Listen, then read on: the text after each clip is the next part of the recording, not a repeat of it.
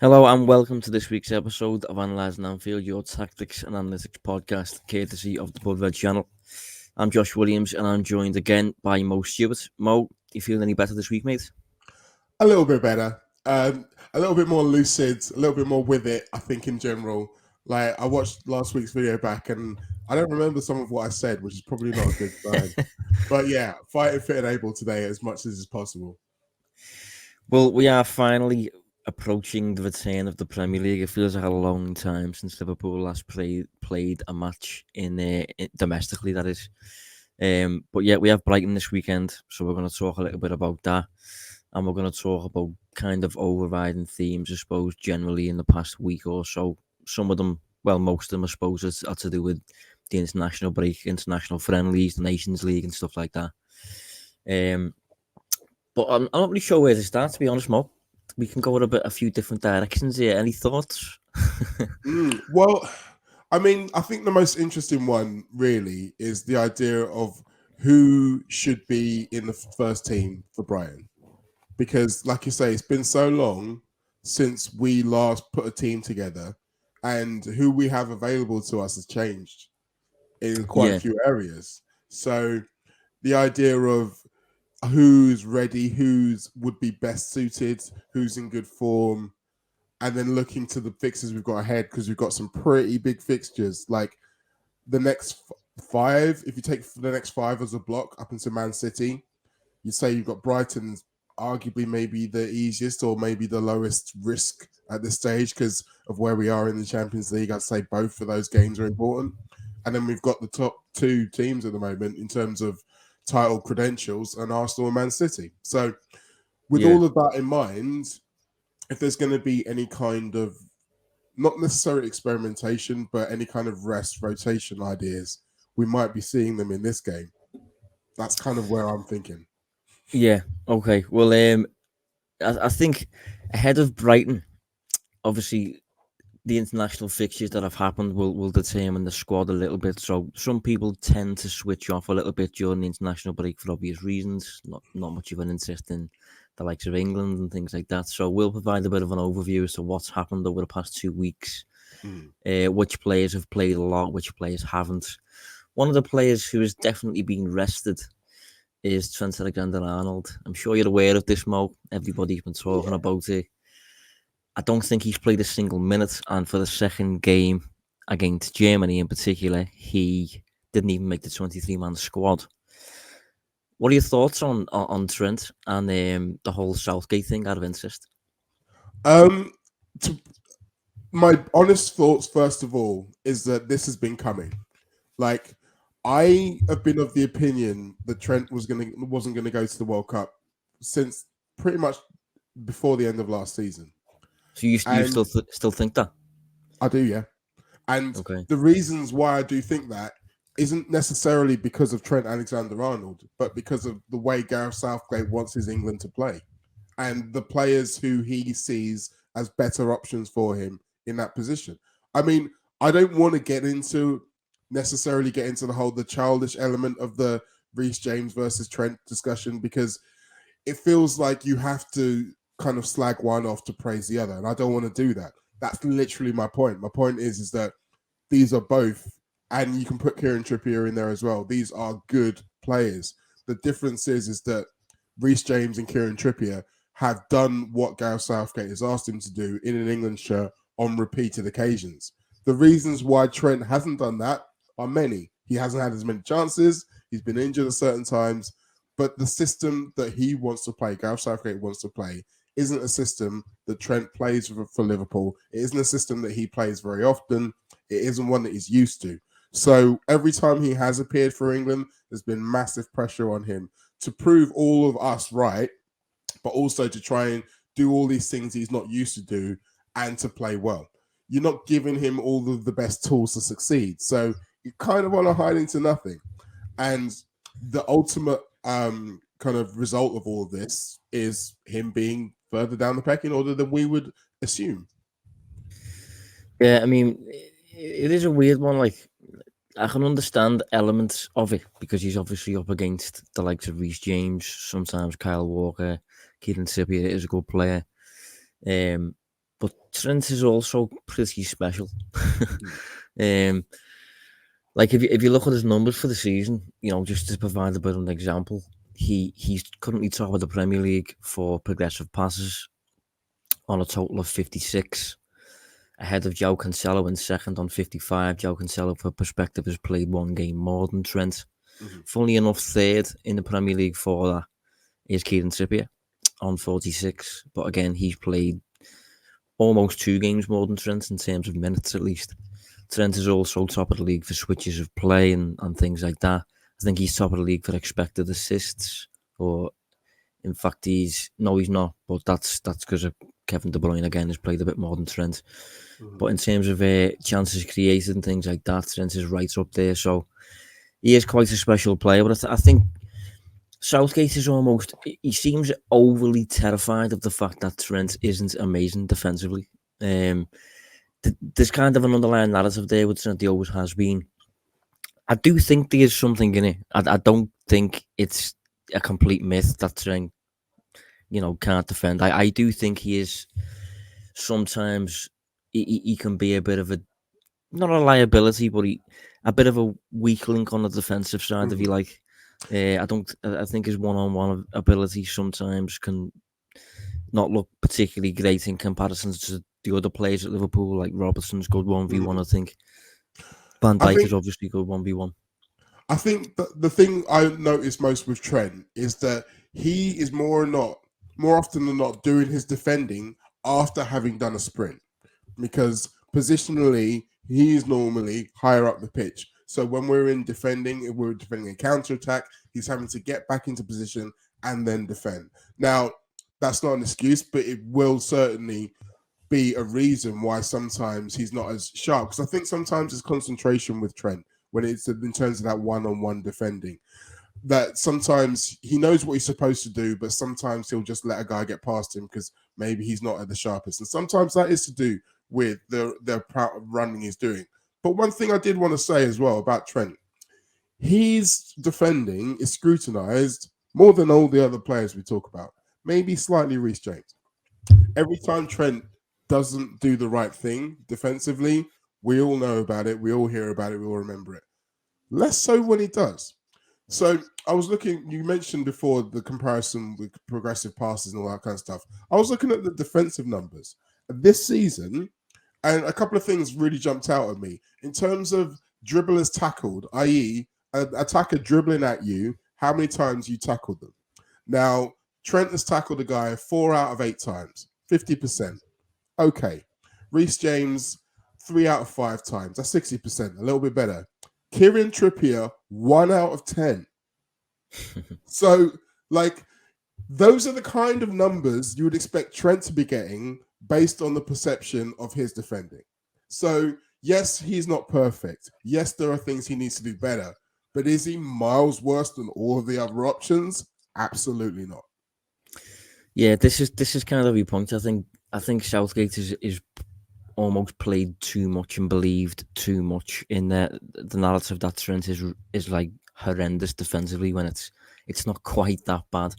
Like I saw a tweet the other day. I can't remember it specifically, but it pointed out the games, something like the last 6 or 4 games or whatever, that Southgate has started Trent for England, and it's been against like San Marino, Liechtenstein, Albania, or all these countries that are basically not going to cause England defensive issues. So he's playing Trent as though he's like a real defensive passenger that you absolutely have to carry, like a Ronaldo maybe, or someone like that who literally will not defend, will refuse to defend. It's not quite as dramatic as that. I think he needs to put into perspective a little bit that Trent's okay, might be a bit weaker on the defensive side than he is going forward, obviously, but he's not. For me, he's not more of a problem than Harry Maguire defensively. I think Harry Maguire at the moment is more defensively susceptible to causing problems for his team than Trent is. They're about level at the minute, to be honest. I mean, I think one thing I noticed with Harry Maguire, and I don't want to feel like I'm sticking the boot in because everyone is at the moment, but normally when there's a goal conceded by a team, you can go back and look at a range of mistakes. If you look at those 2 goals, particularly England conceded against Germany, like that was all his own work. Like the first one, he basically passed to the defender, to the German player, then tackled him, fouled him, gave away a penalty. I mean, that was bad. So yeah, like football is complex. Football is joined up. Everybody's job is depending on his 10 teammates at most of the time. So it's rare that you can just say, just take that guy out and it makes a massive difference and everything's all right. But that might be the case with Maguire. I don't think it's the case with Trent. I think you're right in to say that he is such a special talent. I think the other thing that works against Trent is the cycle of this England team. Gareth Southgate and the way he wants to play it with the 3 centre-backs, with his Stones, Maguire and Walker or Eric Dyer, that this is going to be the last tournament of that. A new man is going to come in. There's no guarantee this new man is going to play 3 centre-backs. In fact, I think looking at the centre-back stocks within England, he'd be mad to. So there's going to be a new system for England, one that hopefully will be a little bit more suited to Trent, with a manager who will be a little bit more amenable to what he really does bring to a team. I mean, if you look at Liverpool this season and how Liverpool have struggled in certain moments, some of it has stemmed not necessarily from Trent, but because of how Trent behaves on the ball, the risks he takes. You do need a midfield department to sweep up the loose balls as like a byproduct almost of what Trent is trying to do when it doesn't come off. Mm-hmm. England, I think England now arguably do have that. If you look at the midfield department that played against Germany, and we'll use this to move the conversation a little bit away from Trent and towards Jude Bellingham in particular. Southgate fielded Declan Rice and Bellingham as a double pivot, and I thought Bellingham was outstanding. I thought he was brilliant, mate. Did you see the performance? I did. I mean, I watched it at the time, and he did kind of stand out, but I then rewatched it and kind of looked a little bit deeper into what he was doing. The things I love about his game the most is that he came into that game with a lot of spotlight on him, not just because of all the speculation transfer-wise, but he's playing against Germany, the country where he makes his trade, and playing against teammates and all of those things. And yet, he wasn't trying to be the hero. He wasn't trying to say, look at me, everybody. He was doing at all times the best thing to move the ball forward for his team. And you notice it, and sometimes it's shielding the ball from 2 players and then passing it out. Sometimes it's dropping a shoulder and then passing it through. He's able to assess the picture quicker than most young midfielders I've ever seen. I think it's one of the things we normally say is a knock against Curtis Jones. He doesn't see that picture quick enough. Bellingham sees it, and he's not always going to be able to execute. I mean, he's not a perfect player. He's still 19, for goodness sake. But I think his awareness of what he should be doing and what to do is what elevates him. And his abilities are going to be able to help him do that more often than not. I think the fact he's 19 is insane, to be honest. He is incredibly good and has very, very few weaknesses for a player of that age. It's quite incredible. You can understand why Liverpool are prioritising him and why Real Madrid are maybe even looking at him despite having Tchouaméni, Camavinga, Valverde. They don't really need Bellingham as much as Liverpool do, but they seem interested regardless, and it's just because of how good he is, really. I wrote a piece on the back of his performance against Germany. I thought he was kind of, for me, right, he's the kind of absolute example of what a Premier League centre mid should be according to the country, basically. You know, we tend to like these, like if you picture the traditional Spanish midfielder, what do you picture? You picture a pass master who's maybe a bit slight. He's very technical, a bit lightweight, very clever. If you picture the traditional German centre mid, maybe you picture someone who's a bit functional, a bit disciplined, almost a bit robotic almost. If you picture an English centre mid, for me, I picture like an all-rounder who can do it all, real box-to-box, physical, someone like a Gerrard, essentially.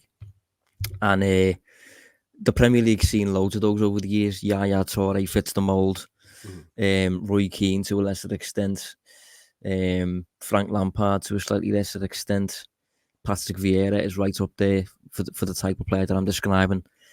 And I think Bellingham has absolutely got that kind of game where he's just kind of pretty much good at everything and has the physicality to be arriving late in the penalty box and nicking a goal, or in this case, winning a penalty, and then, providing like a last ditch slide tackle at the opposite end, 15 seconds later. Yeah, I think you can tell that Steven Gerrard was his hero growing up, because he does want to do it all, and he believes he can do it all. And so far, there's been nothing to prove that he can't. So I think so much of the decision over where he ends up is going to be down to what he wants. Because, like you say, Real Madrid don't need him. And if Real Madrid were going to buy him, they were going to buy him and use him in a very specific...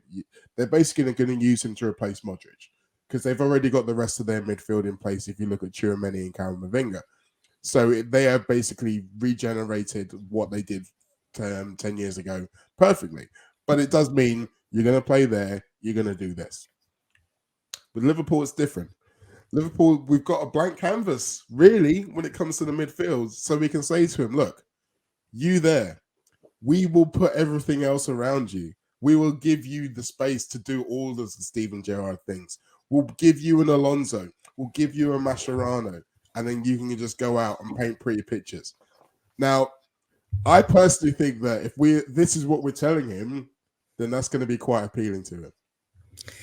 Yeah, just to provide a bit of context and say like his ability to kind of contribute across the board, really basic numbers, but again, just for a bit of context, no England player took more shots than Bellingham on 3.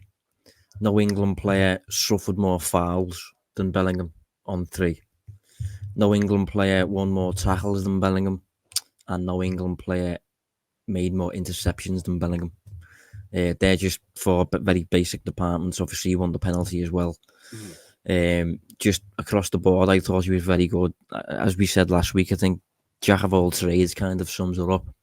But then the follow-up usually to the jack of all trades is master of none.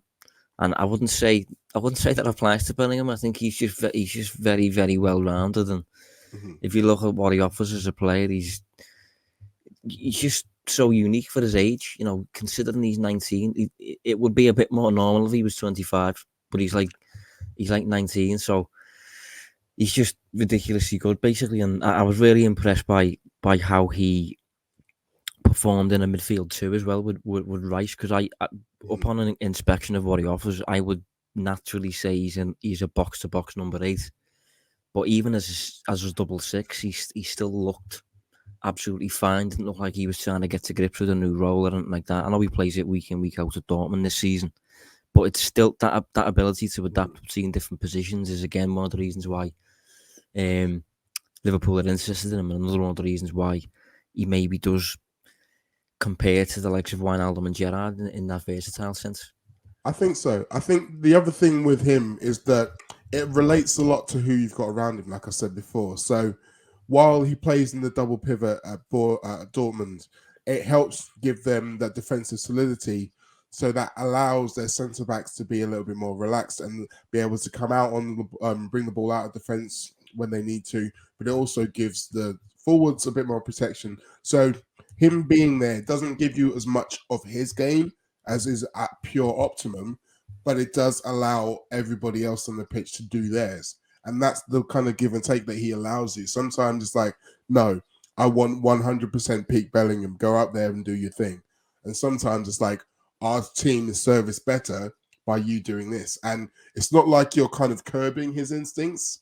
You are still getting a very fantastic player, but just one who's allowing other people to do other things as well. And like you say, it's so unique to have a guy like that. And I am careful of trying not to hype people up to be the greatest they've ever been, etc., etc. But I do feel like I've seen enough of him to feel confident in what I'm saying.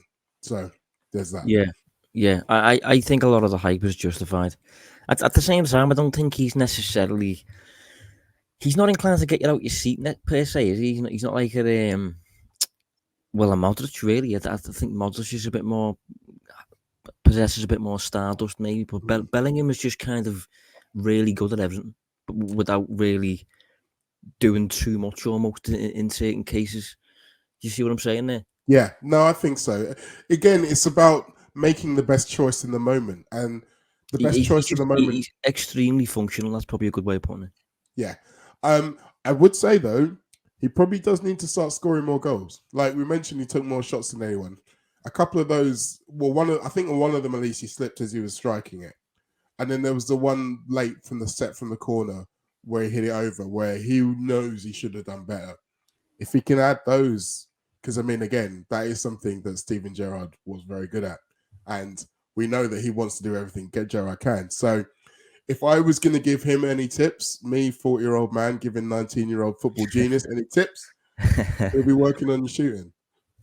Yeah, maybe that's just a little bit of composure in the final moments or whatever. Wijnaldum was very good at doing that. But I know Bellingham has popped up with a few goals against Manchester City, so maybe he ticks the whole big game player box, whatever that even means.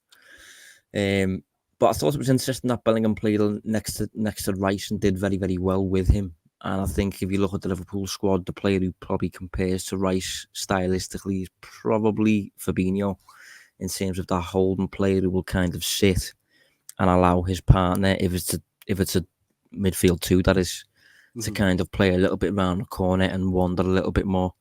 If you think of a few years back when Chelsea won the Premier League, for example, with Antonio Conte, Matic was the sitter, and Kante was the kind of, well, he was everywhere, wasn't he? And I think in this case, looking at England, Rice was that player, and Bellingham was allowed to just kind of do his thing almost. And if you look at Liverpool, Fabinho would be well suited to that.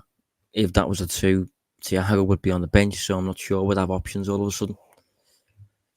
Yeah, well, I mean, I think the other thing that was interesting about Bellingham is the way that when Mason Mount came on, he was able to link up with him really well. Obviously, him and Saka made a big impact when they came on. But if you think about the areas of the pitch Mount was operating for England in that game, it's very similar to where we often see Harvey Elliott in terms of that kind of right half space in between the penalty area and the centre circle.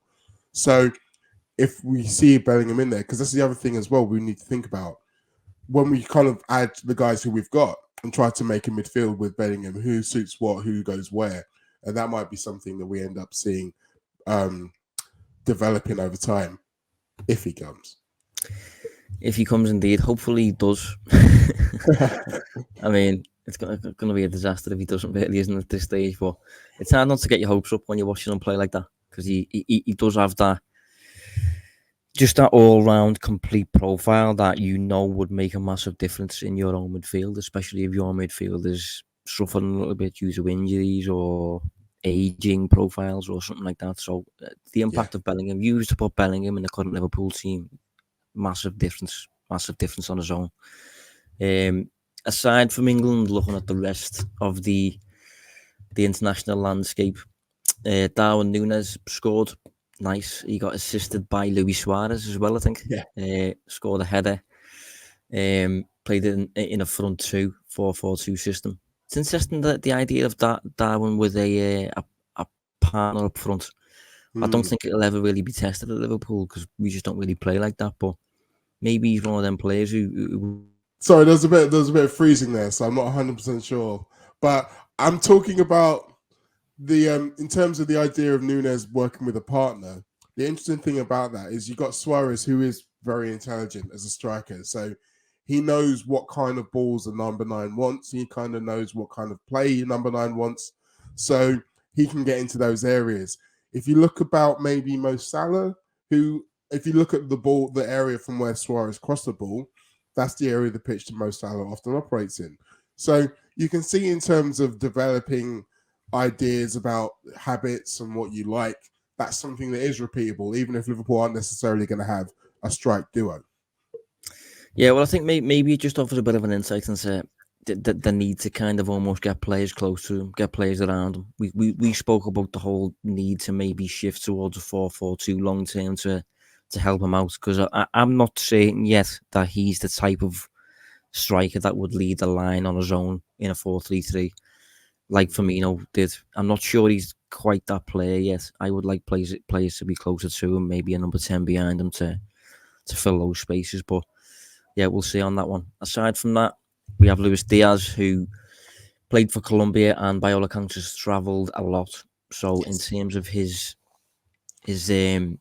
prospects of starting maybe against Brighton, I would think maybe it's going to be a start against Rangers rather than Brighton. I think Luis Diaz might be on the bench. But in terms of all the Liverpool forwards, Salah obviously scored and then got a rest, sent home early, I think. And Diogo Jota also scored. So it's nice to have options again up front.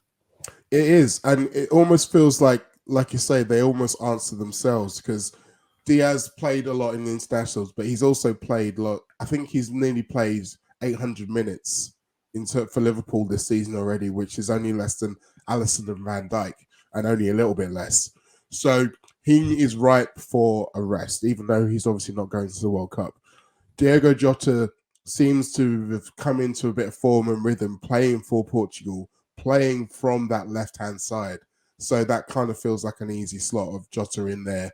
And like you say, Nunez, yes, he was against Canada, but a goal's a goal and confidence is confidence. And while he's riding it, we need to ride it as much as possible. And like I said on previous shows, I think he only gets better with more minutes in the team.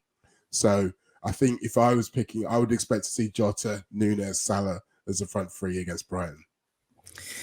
Yeah, do you know what's actually interesting about Nunez's goal? He played against Canada, and up front for Canada it was Jonathan David. Yeah. This is maybe going back a little bit before your time on this podcast, Mo, but we tipped Jonathan David as a bit of a player for Liverpool, never ended up actually signing him in the end, but he was on Liverpool's shortlist, supposedly, when Liverpool tried to get Diogo Jota. I think it's interesting that eventually Liverpool went for Darwin Nunez. And if you weigh up both of the players, they are quite different, both obviously strikers predominantly, but Nunez has got that physical edge, I suppose, standing around 6'2", 6'3". I think he's quicker across the ground. But I think Jonathan David is a bit more inclined to engage in build-up play and things like that. But I thought that was just an interesting little side note, considering the different directions you can go in based on who you sign in the transfer market. Sliding doors. No, as someone who's been doing European shows for two different people for a while, I'm very much aware of the skills of Jonathan David. I think he would. I said at the time, and I still say now, I think he would have been great in our team. Still might be. We'll have to wait and see. Yeah, still at Lille. Aside from that, we have midfielders who are doing okay. Thiago's had a 2-week break, which is great news for everybody. Jordan Henderson is back. He came on for Jude Bellingham, funnily enough. Both players wearing the red shirt, swapping seats on the pitch, which I thought was interesting. And Van Dijk as well scored a goal. So Liverpool have had a decent little break. Van Dijk scored a header from an in-swinging corner rather than an out-swinger, which is what we usually see at Anfield. See, go on. I was just going to say about Virgil, it's an interesting one because he has probably had a bit of a knock to his own confidence in a way that he hasn't for ages. So you can say that maybe that international goal will be good for him. It'll be back to normal Virgil, get him in the team, bang, bang, bang. But Virgil's played loads. Liverpool played less games than other Premier League teams, but Virgil's nearly played 1,000 minutes for club and country this season. And he is going to the World Cup. And he is going to be needed against Arsenal and against Manchester City. And probably as a former Celtic player, had circled both games against Rangers as well. So Brighton might be the only time you get to give him a rest. Now, we've seen Matip. He's not played internationals. He's retired. Gomez is not getting picked.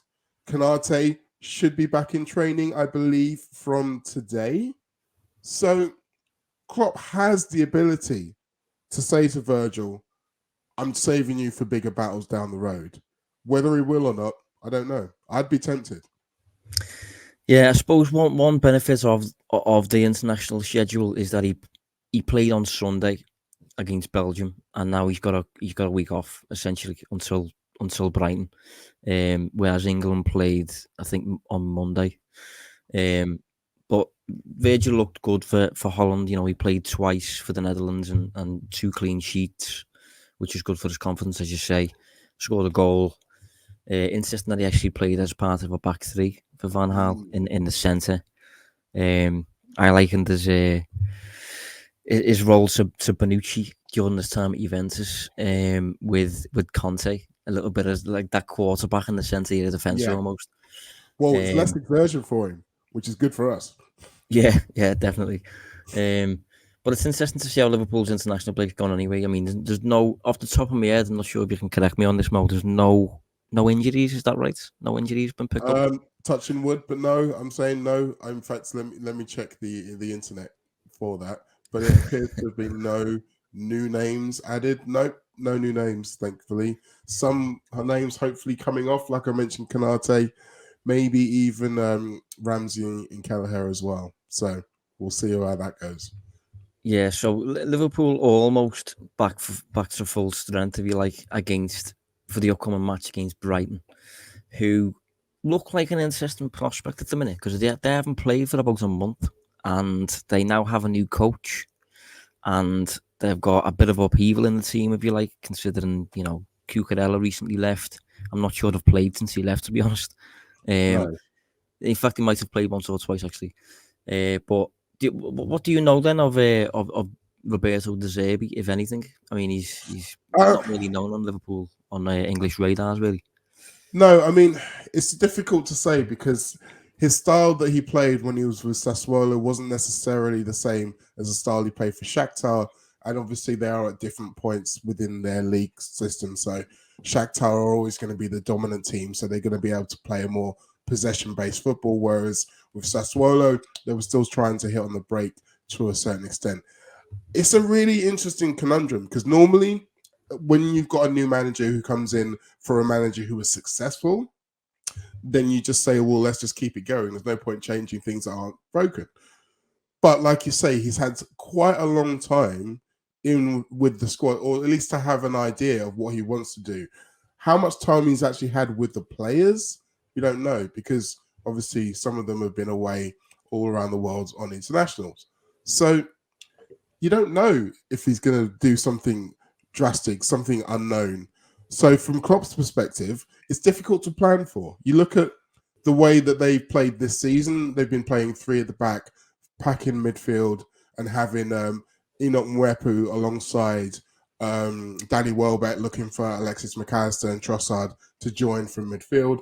That seems to work. But then you look at how they played against us in the 2-2 draw at Anfield last season, and it was a very different story. They were playing a 4. They had Mwepu in midfield as a double pivot alongside Basuma, and Trossard was the highest man forward. So they gave us a lot of trouble in that game. So you can understand maybe that they would look to go back to maybe that kind of tactics. So for Liverpool, you can't really say, oh, they're going to definitely do this, so we should do this. So I think Liverpool's tactics should be based on getting the best out of us and hoping that they can't deal with whatever it is that we're doing. As I said before, it really does suit Liverpool to concentrate on getting what we're doing right and see how it affects them. Because essentially, that's what we did in the first half of the game last season. We started fantastically well, went 2-0 up, could have been 3. I had one just left for VAR, was cruising. And then Mwepu scores a goal, which some people might say is fortunate, but it came out of the blue. And suddenly the game changes. Brighton have a lot more confidence. Liverpool aren't able to get their passing network going. And we've seen with Liverpool at the moment, confidence is still quite fragile. So a good start, an early goal, and building on that is, I think, really important for this game. Yeah, 3 p.m. fixture at Anfield. Lots of players with a few days off and things. Lots of players back from injuries and things like that. So overall, it should be a strong side for Liverpool. I think the only department really that looks maybe up for debate is the front line, considering Diaz has travelled a lot and played a lot. I think he's played every game so far this season for Liverpool in the Premier League. So up front for me, Mo, I think you probably have Salah. I think I'd go with Nunez and Jota, maybe. But Firmino's looked good lately, and I don't think he's played too much for Brazil. So again, we have options there. But I would like to see, moving forward, now that we've had a couple of weeks to think about this, Klopp's been able to sit with Linders, I'm assuming, and weigh things up. I would like, moving forward, for Liverpool to make Nunez a bit more of a key cog to work around almost. For me, it feels a little bit like so far he's been just deployed like he's another one of Liverpool's multifunctional forwards, like another Jota or another, whoever it may be.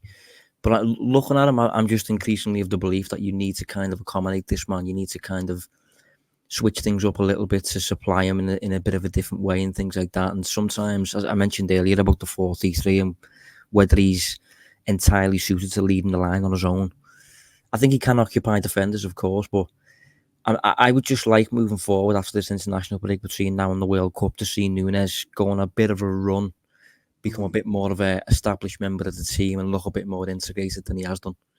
Yeah, I think so. I agree. I think within the dressing room and the coaching staff, that's probably their job number one as well. Like you say, make him feel more comfortable, because at the moment he doesn't look comfortable on the pitch. He looks like he's either overanalyzing himself or he's aware that everybody else is. So for him to feel more comfortable, I think you're right. Get people around him, little 1-2 touch moves, little just ones and twos, and getting around the defenders that way. And I think there is a really simple way to do that. It's to go back to a little bit more what we've been doing previously. Make sure fullbacks are using full width of the pitch. Make sure they are high and attacking, which means that Salah and Jota or Diaz will be naturally come closer to Nunez. I think we shouldn't be afraid of the idea of using occasional long balls up to his head and then having players around him to get the second balls and then bring him back into play immediately and use that as a way of getting him into it. Obviously, that does rely on him winning most of those duels, and the problem with playing that, the reason we don't do it a lot, is that it's a lot easier to lose possession that way compared to playing a long ball out to the wide flank, where if it goes wrong, you can just kind of shut it down a bit easier. But I think these are the kind of adaptations we need to do in terms of the risk and reward to, like you say, try and get him more involved, try and get him a little bit more comfortable in his game. But also, if we got these fullbacks high and wide, then they're going to be putting crosses in from those areas. And as we just saw in midweek, that's where he likes the ball. Yeah, obviously we don't want to get kind of too harsh on things and like that, because we're talking about getting him more involved, but he has already posted 15 shots in the Premier League so far. For a bit of perspective, that's 2 fewer than Salah, who has played every single minute of the season so far. Nunez, for a bit of perspective, has only played about 1.9. Sorry about that. Still with me? I'm still here. It's good. About 1.990s Nunez has played, so he's already on 15 shots. Again, 2 fewer than Salah, 2 fewer than Diaz, who've both featured non-stop throughout the Premier League. So he's definitely involved in that sense. It's just making him, as you say, making him look a bit more comfortable, making him look a bit more at home, a bit less panicked almost. But it's one to watch. Liverpool have a big schedule coming up, lots of games coming up. So I'm sure we'll see enough to analyse moving forward more. Oh yeah, plenty. I'm looking forward to actually watching some Liverpool football. Like, I was not expecting it to be this big a break in the middle of the season, so I was not happy for it. But yeah, hoping to see some good play, hoping a big win is the start of a really big period, as you said. Yeah, well, thanks for joining us anyway, mate. That's the last of the international break podcasts up until the World Cup, at least. God knows how we'll survive that one. But yeah, thanks for tuning in.